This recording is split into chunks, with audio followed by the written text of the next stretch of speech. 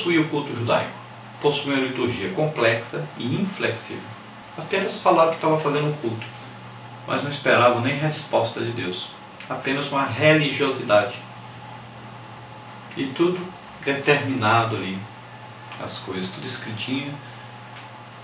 Nem se espera a direção de Deus, nem se confia que Deus pode estar presente. Apenas disseram que fizeram culto. Acontece demais isso hoje. Apenas formalidade. Então o culto é simples e é flexível. Pode terminar outra hora. Pode ser uma pessoa normal que vai pregar, que vai dar um testemunho. Não precisa ser um obreiro, não precisa ser um pastor, não precisa ser uma pessoa pré-determinada. Não. Deixa Deus dirigir. Deixa Deus fazer do jeito dele. Dê oportunidades para as pessoas participarem. Um tem louvor, outro tem aí um cântico espiritual, o outro tem línguas, outro tem interpretação. Existem manifestações do Espírito Santo. Existe a hora da oferta, tudo. Não deve se concentrar demais em uma coisa só. Estamos vendo igrejas que se concentram, passam uma hora falando em dinheiro, em oferta, dízimo e tal. Outros passam quase o tempo todo cantando. Outros passam quase o tempo todo só em testemunho. Então está errado. Quando uma coisa é muito exagerada por um lado, prejudica o outro lado. E o culto deve ter várias coisas, não é uma coisa só. Número 20. O que quer dizer o vocábulo liturgia? Então o vocábulo liturgia é oriundo de duas palavras gregas que são respectivamente leiton e ergon. A junção desses vocábulos significa literalmente serviço público. A Septuaginta usa esse vocábulo para traduzir os termos hebraicos sharat e avodat. Liturgia é o quê? É a organização do culto. Vai ter um espaço aí para que Deus se manifeste, trazendo aí batismo, cura, libertação, salvação, né? Tem um convite para as pessoas que estão ali. Então, a liturgia do culto é o quê? A organização do culto. Sendo que sempre essa organização é flexível. Não pode ser coisa rígida, né? Senão Deus não estará no controle. Deve-se deixar que Deus, ao final do culto, se manifeste e faça aí a sua parte, que é trazer a sua presença. E quando Deus está presente, existe aí uma manifestação de poder, de dons espirituais, né? E o povo recebe, participa, se alegra e vai para casa depois satisfeito, vai melhorado, né? Vai aí edificado, exortado, né? Consolado. Então o povo vai diferente, com desejo de voltar depois. Então o que significa liturgia na Nova Aliança? Então os escritores do Novo Testamento estão me emprestando esse significado e eu aplico a estrutura do culto cristão. Tem o significado de cristão servindo a Cristo, seja pela oração, ou instruindo outros no caminho da salvação, ou de alguma outra forma. Podemos observar isso quando lemos o livro de Atos dos Apóstolos, e servindo eles ao Senhor. Então, nesse contexto, a palavra servindo é a tradução do grego leitorgio, que no português é liturgia. Nós somos templo do Espírito Santo, né? Somos guiados pelo Espírito Santo. E no Novo Testamento tem o significado, então, de servir. Então, nós vamos ao culto e na liturgia do culto nós estamos servindo a Deus. Somos todos, então, mordomos de Deus. Vamos então usar no culto aquilo que Deus nos deu para usar. Então um tem dom de uma coisa, outro tem dom de outra coisa, outro tem dom de outra coisa. Um vai ensinar, o outro vai pregar, um vai orar para os enfermos, o outro tem aqui um testemunho, o outro aqui tem um salmo para ler, o outro tem um provérbio, o outro. Cada um participa, trazendo, servindo ao Senhor. Alguns têm os dons para servir, outros têm coisas materiais, né? Mas todos devem estar unidos em servir, com o objetivo de servir a Deus. Eu vou para a igreja para quê? Para servir ao Senhor.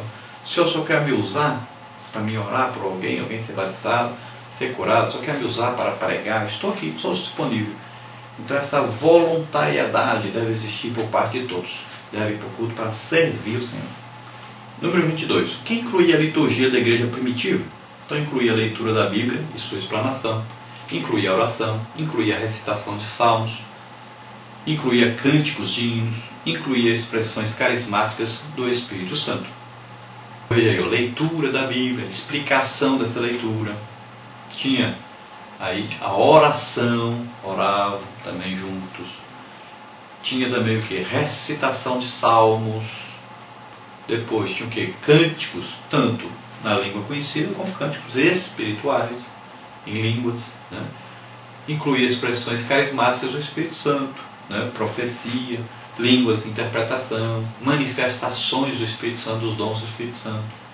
Número 23. Quais as diferenças entre a adoração do Antigo Testamento e a do Novo Testamento? Então a adoração era com base na letra, no Antigo Testamento. No Novo Testamento é com base no Espírito.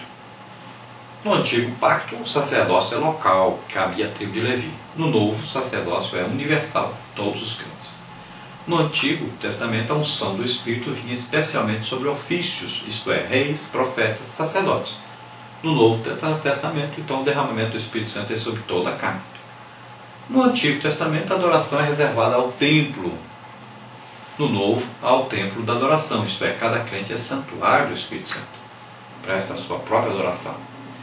No Antigo Testamento, o Espírito estava com os crentes. No Novo Testamento, o Espírito está nos crentes. Conclusão, para completar.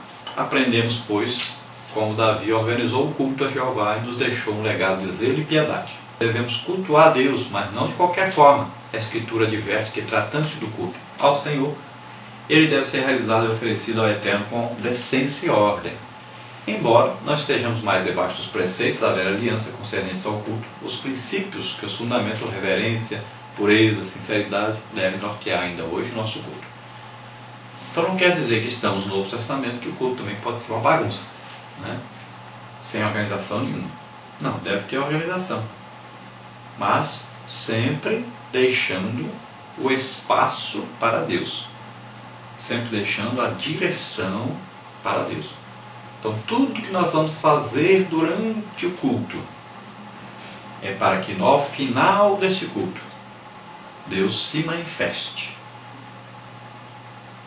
É como se Deus dissesse: olha, eu estou aqui, eu recebi, quero agora abraçar vocês, eu quero estar com vocês agora, vocês me chamaram e eu estou aqui. Então cuidado, porque na hora que Deus vai dizer estou aqui, vim aqui para abraçá-los, para recompensá-los, para amá-los, aí você saiu, perdeu a bênção. O que você foi fazer na igreja? Foi buscar a presença de Deus? Você estava com desejo que Deus se manifestasse na sua vida? Ou você foi apenas por formalidade, por religiosidade? Muita gente vai assim, apenas por religiosidade, acostumou, ou acha que é um dever ir para o culto, uma obrigação e pronto. Mas não está indo para buscar a presença de Deus. E muitas vezes quando Deus se manifesta, essa pessoa fica lá, nem quer participar dessa manifestação. Vai para casa muitas vezes pior do que chegou. Ainda fica até falando mal de quem participou dessa manifestação, quem celebrou junto com o Senhor essa manifestação de Deus. Coisa triste. Mas não seja assim, mude isso. Vá realmente para o culto, se encontrar realmente com Deus, ter uma presença poderosa de Deus na sua vida e participe, ajude, sirva ao Senhor nesse culto. Vá com desejo de ser usado por Deus nesse culto. Faça isso. Vamos orar neste momento. Convidamos você que está nos ouvindo para que você oferte a sua vida a Deus. Adore realmente a Deus. Você entregue-se totalmente a Deus. Receba agora essa cura em nome de Jesus. Receba a manifestação de Deus agora. Or migrada dor governar da clustere canto remanare sovariar. Deus se alegra quando você reconhece o sacrifício de Jesus na cruz do Calvário, quando você aceita isso. quando você se dobra diante dele, quando você reconhece o seu poderio, o seu senhorio sobre você. Ó Senhor, recebe essas vidas. Recebe, Senhor, aqueles que agora se arrependem dos seus pecados e aceitam Jesus Cristo como Senhor e Salvador. Ó Pai querido, ajuda, Senhor, aqueles que estão enfermos, doentes, em nome de Jesus. Eu agora repreendo todo espírito maligno, toda doença, toda enfermidade, em nome de Jesus. Ministro sobre eles a tua presença, Senhor, sua mão saradora. Cura, Senhor, em nome de Jesus.